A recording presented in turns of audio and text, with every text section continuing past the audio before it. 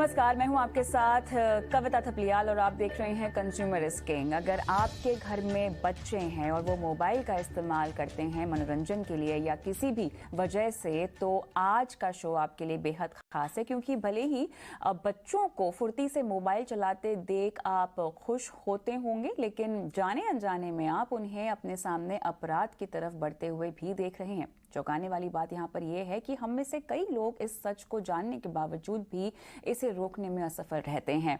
मासूमियत पर हावी होता मोबाइल, इसी मुद्दे पर आज हम चर्चा करेंगे और ये मुद्दे का चर्चा आज क्यों है आपको बताएंगे इस रिपोर्ट में। चलिए, तो यहाँ पर जो मामला है वो काफ़ी दिल दहलाने वाला है, लेकिन कई सवाल भी यहाँ पर ये मामला खड़ा करता है। सवाल ये है कि आखिर ऐसे मनोरंजन से बच्चों को कैसे बचाया जाए? खेल के नाम पर बच्चों को खतरनाक कंटेंट देखने से कैसे रोका जाए? क्या माता पिता के तौर पर हम अपनी जिम्मेदारी ठीक से निभा रहे हैं? क्या गेम डेवलपर्स की इन बच्चों के प्रति कोई जिम्मेदारी नहीं बनती, या फिर सरकार को ऐसे गेम्स और हॉरर मूवीज के खिलाफ सख्ती बरतनी होगी? इन सभी सवालों के जवाब हम लेंगे हमारे आज के पैनलिस्टों से। हमारे साथ कुंवर ग्लोबल स्कूल के एमडी राजेश कुमार सिंह है, बिजब्रॉली के सीईओ अरुण मिश्रा, और साथ ही हमारे साथ है Fortis national mental health programme की साइकोलॉजिस्ट डॉक्टर मीमांसा सिंह तनवर। आप सभी का स्वागत है हमारी इस पेशकश में। अरुण मिश्रा, मुझे आपसे ये समझना है कि जिस इम्पैक्ट की मैं बात कर रही हूँ, ये इम्पैक्ट कैसे होता है? बच्चे क्यों इतने ज्यादा मग्न हो जाते हैं किसी भी तरह के कंटेंट को देखने में कि वो अपनी जान लेने तक तैयार हो जाते हैं? देखिए, जब भी हम कोई ऐप डेवलप करते हैं, चाहे आप किसी भी गेम की बात कीजिए, जितनी इतनी पॉपुलर गेम्स रही हैं जिसमें ऐसे प्रॉब्लम्स हुई हैं जिनके कारण हम, ये एक न्यूरोलॉजिकल साइंस है जिसमें हम बच्चों को ऐप से एडिक्ट करते हैं। जो हम इसे टेक्नोलॉजी में हम इसे बोलते हैं स्टिकी एप्लीकेशन बनाना, ताकि बच्चे एप्लीकेशन से जुड़े रहें। उसमें गेम के डिफरेंट डिफरेंट लेवल्स होते हैं, उन लेवल्स को उन्हें क्रॉस करना होता है, और उन क्रॉस करने के कारण उनको उनके सामने चैलेंजेस आते हैं, दिए जाते हैं, ताकि बच्चे उसको एक चैलेंज लेके खेलें और नेक्स्ट लेवल पे ग्रो करें, नेक्स्ट लेवल पे जाएं। तो ये गेमिफिकेशन जो है, जिसके कारण बच्चे उससे एडिक्टेड होते हैं, ये एक न्यूरो साइंस है। और हमें अगर इसको हम दूर भी करना चाहते हैं तो हमें उसको न्यूरोलॉजिकल ही डील करना पड़ेगा। और हम बहुत सारी चीजें ऐप डेवलप करते वक्त हम बहुत सारी चीजें ऐसी करते हैं जिसमें हम ये इंश्योर करते हैं कि बच्चों को ये एडिक्शन ना लगे। तो जो गेम डेवलपर्स होते हैं, जो गेम ओनर्स होते हैं, उनकी हमेशा यही कोशिश होती है कि एक एडिक्शन हो, ताकि बच्चा देर तक एप्लीकेशन में रहे, बच्चा डिफरेंट लेवल क्रॉस करे, बच्चा इन ऐप परचेजेस करे, ताकि उनके पास पेमेंट आए, उनके पास रेवेन्यू आए। बट अमेरिकन न्यूरोलॉजिकल कमिटी जो है, जो उनकी साइकोलॉजिकल सोसाइटी है, उनकी गाइडलाइंस के हिसाब से किसी भी बच्चे को 2 घंटे से ज्यादा पूरे दिन में, अगर वो बच्चा 6 साल से बड़ा है, गेम नहीं खेलना चाहिए। अब इसके लिए जब ऐप डेवलप करते हैं तो बहुत सारे प्रावधान हम करते हैं, जैसे स्क्रीन का टाइम कितना हुआ है वो हम उसको कंटिन्यूसली रिमाइंडर देते हैं कि स्क्रीन इतना टाइम आप खेल चुके हो। पेरेंटल कंट्रोल होती है, जो पेरेंटल कंट्रोल में बच्चों पेरेंट ऐप्स कंट्रोल कर सकते हैं, ऐप में रिस्ट्रिक्शन डाल सकते हैं। और ना केवल ये, जब हम एक्चुअली एक सपोज हमने ये डिसाइड किया कि 15 मिनट बच्चा खेलेगा, तो उस 15 मिनट के बाद पेरेंट्स के पास रिमाइंडर्स जाते हैं, नोटिफिकेशन जाते हैं, और वो वहीं से एप्लीकेशन को लॉक भी कर सकते हैं। बट ये सारी चीजें एक कंट्रोल की बात हुई। जो अभी हम मुझसे पहले कह रहे थे कि बच्चों को नेचर की तरफ लौटने की जरूरत है, इवन ऐप में भी बहुत सारी कंपनियों ने, जो कि रिस्पॉन्सिबल कंपनियां हैं, उन्होंने ये किया है कि अगर एप्लीकेशन में एक टाइम के बाद बच्चा ज्यादा देर तक रहे और एक लेवल से दूसरे लेवल पे जाए, तो उनको ये प्रमोट किया जाए कि उनको ये, उसके लिए उनको उकसाया जाए कि वो आज गेम ना खेलें, कल खेलें, परसों खेलें। जैसे कि अगर आप आज गेम खेलते हो, आज आप नेक्स्ट लेवल खेलते हो, तो आपको 10 पॉइंट मिलेंगे। लेकिन अगर आप यही नेक्स्ट लेवल 2 दिन के बाद क्लियर करते हो या कल क्लियर करते हो, तो आपको 50 पॉइंट मिलेंगे, आपको ये ऐप में बैज मिलेगा। तो responsible app development companies, responsible app owners ये इंश्योर कर रहे हैं कि बहुत सारे टेक्नोलॉजिकल प्रावधान को यूज करते हुए हम बच्चों को प्रमोट करें कि बच्चे कम से कम टाइम ऐप में बिताएं, but at the same time उस ऐप में वापस आए खेलने के लिए, क्योंकि ये उनका बिजनेस है। तो ये हमें देखने की जरूरत है कि हम टेक्नोलॉजी को दरकिनार नहीं कर सकते। अब मोर देन 90% किड्स अभी गेम खेलते हैं, जिसमें 94% लड़के होते हैं और 3% के आसपास लड़कियां होती हैं जो वो गेम खेलती हैं। हम ये 94% बच्चा अगर गेम खेल रहा है तो आप उसको एकदम से बंद नहीं कर सकते और सिर्फ ये बोलने से कि हमें नेचर की तरफ जाना चाहिए नहीं हो सकता है। तो हमें टेक्नोलॉजी के थ्रू ही उनको कंट्रोल करने की जरूरत है। हमें टेक्नोलॉजी के थ्रू ही उनको चैलेंजेस देने की जरूरत है कि अगर आप घर का ये काम कर लेते हो तो आपको इतने पॉइंट मिलेंगे और उसके बाद आपके पेरेंट्स इसको अनलॉक कर सकते हैं। आपने घर में एक बैडमिंटन का गेम खेल लिया जो कि एक फिजिकल गेम है, आप खेल के आओ, फिर आपके पेरेंट्स इसको अनलॉक करेंगे या आपको 10 पॉइंट और मिलेंगे। तो ये जो चैलेंजेस आज गेम कंपनियां देती हैं जिसमें हम बच्चों को फांसी लगाने की जरूरत पड़ती है, उन चैलेंजेस पे हमें बहुत ही नेचुरल तरीके से काम करने की जरूरत है सो दैट वो चैलेंज एप्लीकेशन को इंटरेस्टिंग भी बना के रखें, गेम को इंटरेस्टिंग भी बना के रखें, बट साथ ही साथ बच्चों को फिजिकल गेम खेलने के लिए भी प्रेरित करें और साथ ही साथ बच्चों को इसके लिए भी प्रेरित करें कि वो आज ना खेलें, आज वो किसी एप्लीकेशन का ना यूज करें।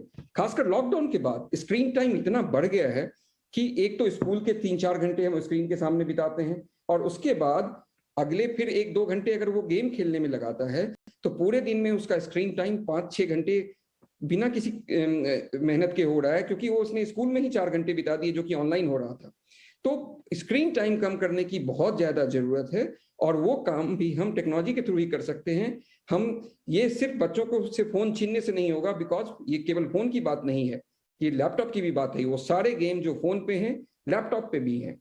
तो हमें ऐसे गेम को पहले बात तो बैन करने की जरूरत है, दूसरी बात ऐप कंपनियों को रिस्पॉन्सिबल बनने की जरूरत है, सेल्फ रेगुलेशन करने की जरूरत है, एंड तीसरी बात उन गेम्स में भी हमारी जैसी ऐप डेवलपमेंट कंपनियां जो गेम्स बनाती हैं, जो एप्लीकेशंस बनाती हैं, उन्हें ये प्रावधान रखने की जरूरत है कि वो तो पहले इस टाइप की डिस्क्लेमर दें, उसके बाद बच्चों को टाइम टाइम पे नोटिफिकेशन दें, टाइम टाइम पे उनके पास अलर्ट्स दें कि वो इतनी देर गेम खेल चुके हैं, उनको इस चीज के लिए प्रभावित करें कि वो आज ना खेलें कल खेलें, ये लेवल दूसरे दिन क्रॉस करें, और साथ ही साथ पेरेंट्स को ये रिमाइंडर दें कि बच्चा इतनी देर समझ से में खेल आ रहा रहा है जो अरुण जी भी कह रहे हैं, जो राजेश जी ने भी कहा, यहाँ पर पेरेंट्स की जिम्मेदारी ज्यादा बढ़ती हुई दिखाई दे रही है।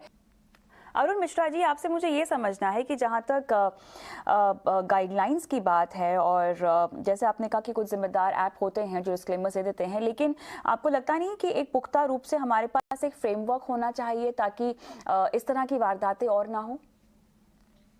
जी हाँ, आप सही कह रही हैं। जैसे मैंने सेल्फ रेगुलेशन की बात की और गवर्नमेंट की गाइडलाइंस भी हैं, जैसे जितनी डिजिटल चीजें हैं उनकी सब सारी चीजों की सेल्फ रेगुलेशंस हैं, एंड हम वो सेल्फ रेगुलेशन भी उतना ही जरूरी है, बट एक फ्रेमवर्क बहुत जरूरी है जहाँ पे जो जिम्मेदार ऐप्स नहीं हैं, जो जिम्मेदार ऐप कंपनियां नहीं हैं, उन पे कार्रवाई भी होने की जरूरत है।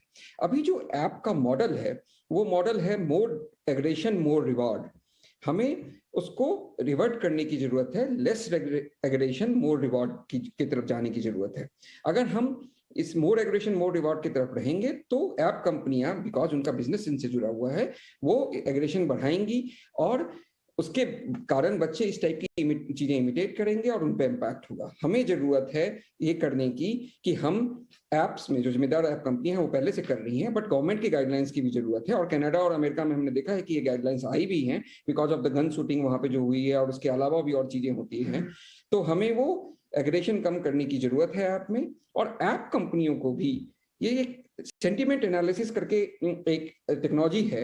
जब आप ऐप कोई भी टेक्नोलॉजी यूज करते हैं तो आप उस टेक्नोलॉजी को यूज करते वक्त कितने एग्रेशन में हैं, आप मुस्कुरा रहे हैं, आप इरिटेटेड हैं, अब ये सारी चीजें एक ऐप रिकॉर्ड कर सकती है, मॉनिटर कर सकती है कि कितना सेंटिमेंट क्या है। और हमें उन ऐप कंपनियों को ये देखना होगा कि अगर ये सेंटिमेंट बच्चा वायलेंट होता जा रहा है, मोर एग्रेसिव होता जा रहा है खेलते वक्त, तो हमें ऐप में वो लेवल्स, ऐप में वो जो डायनेमिज्म है उसको चेंज करने की जरूरत है कि और एग्रेशन ना बढ़े। क्योंकि बच्चे स्पंज की तरह होते हैं, they absorb what they observe, जो देखते हैं वही वो एब्जॉर्ब करते हैं। तो एप्लीकेशन को इतना और स्मार्ट होने की जरूरत है कि बच्चों की सेंटीमेंट को देखते हुए उस समय अपने ऐप के नेक्स्ट लेवल को, नेक्स्ट स्क्रीन को, नेक्स्ट जो फ्लो है आपका, वो डायनेमिकली चेंज हो। और बहुत सारी एआई कंपनियां ये कर रही हैं। और इसके अलावा भी हमें एक चीज और ध्यान देने की जरूरत है कि बच्चा गेम हमें डिजिटल डिटॉक्स जो हम बात कर रहे हैं, हम कंप्लीट डिजिटल डिटॉक्स नहीं कर सकते हैं। शुरू से आप देखिए, जिस चीज को मना किया जाता है बच्चा वही ज्यादा करना चाहता है। तो अगर आप वो उनको मना करेंगे डिजिटल यूज करने के लिए, टेक्नोलॉजी यूज करने के लिए, वो और यूज करेंगे। यहाँ नहीं तो बस में यूज करेंगे, बस में नहीं तो स्कूल्स में यूज करेंगे। हमें फैमिली टाइम के साथ साथ फैमिली डिजिटल टाइम करने की जरूरत है, जहां हम पेरेंट्स बच्चों के साथ उन गेम्स में अपने आप को इन्वॉल्व करें, सो दैट हम उन गेम्स के को बेहतर समझें और पेरेंटल कंट्रोल बेहतर लगा पाए। ऐप कंपनियों को ये करने की जरूरत है कि वो टेक्नोलॉजी को यूज करके पेरेंट्स को नोटिफाई करें, सेंटीमेंट एनालिसिस करें और उसके साथ साथ ही लेस एग्रेशन को रिवॉर्ड करें, ना कि मोर एग्रेशन को। तो टेक्नोलॉजी और फैमिली के साथ ही ये ठीक हो सकता है। डिजिटल डिटॉक्स कभी पॉसिबल नहीं होगा आज के जमाने में, बिकॉज सब कुछ टेक्नोलॉजी जिस रफ्तार से हम सोचते हैं, टेक्नोलॉजी उसके बहुत तेजी से बदलती है और हमसे पहले वो ऐप कंपनियां उन एनालिसिस को करके बेहतर एडिक्शन मेथड लेके आती हैं ताकि आप उनसे जुड़े रहें। बहुत सारी गेम्स होती हैं जिसमें आपको चलते चलते खेलना पड़ता है, क्योंकि आप वो कैप्चर करते हो गेम के नेक्स्ट लेवल को। क्योंकि उसमें बच्चा एडिक्ट होता है कि उसने कुछ नया किया है। तो हमें भी फैमिली के साथ डिजिटल टाइम बिताने की जरूरत है कि हम फाइंड आउट करें कि रिस्पॉन्सिबल एप्स कौन से हैं, रिस्पॉन्सिबल हमें कितना टाइम देने की जरूरत है, कौन सा टाइम ऐसा है जिसको जब हम बच्चे को डिजिटली टेक्नोलॉजी यूज करने दें तो उस पर कम इम्पैक्ट होता है, कौन सी ऐसी एप्स हैं जिसको करने से उसकी चैलेंज एबिलिटी बढ़ती है, उसकी ये एबिलिटी बढ़ती है कि प्रॉब्लम सॉल्विंग टेक्निक्स बढ़ती हैं, उसका मेमोरी बढ़ता है। एप्स के पॉजिटिव इंपैक्ट्स भी हैं, हमने अभी तक हमेशा नेगेटिव इंपैक्ट पे बात की है। एप्स के बहुत पॉजिटिव और नेगेटिव तो इंपैक्ट हर किसी का होता है, लेकिन बहुत जरूरी है कि आप उसको कैसे देख रहे हैं और उसका किस तरह से इंपैक्ट आपके पूरे परिवार पर पड़ रहा है। और जो बातें हमने कही है उससे ज्यादा कहीं ना कहीं पेरेंट्स को भी बहुत जरूरी है कि अपने आप को डिजिटली अपग्रेड करें, क्योंकि कई बार तो बच्चे इतने आगे निकल जाते हैं ऑनलाइन चीज़ों को इस्तेमाल करने में कि वो माता पिता को सिखाते हैं कि कैसे आपको ब्राउज करना चाहिए और कैसे नेविगेट करना चाहिए अपनी ऑनलाइन लाइफ में। तो कहीं ना कहीं बहुत ज़रूरी है कि पेरेंट्स अपने आप को डिजिटली सैवी बनाए और इसके साइड इफेक्ट्स को समझे और उसके बाद अपने बच्चों के लिए वो नियम कानून बनाए। बहुत बहुत धन्यवाद आप दोनों का इस पेशकश में शामिल होने के लिए। और इसी के साथ कंज्यूमर किंग के आज के एपिसोड में इतना ही, मुझे भी इजाजत है। नमस्कार।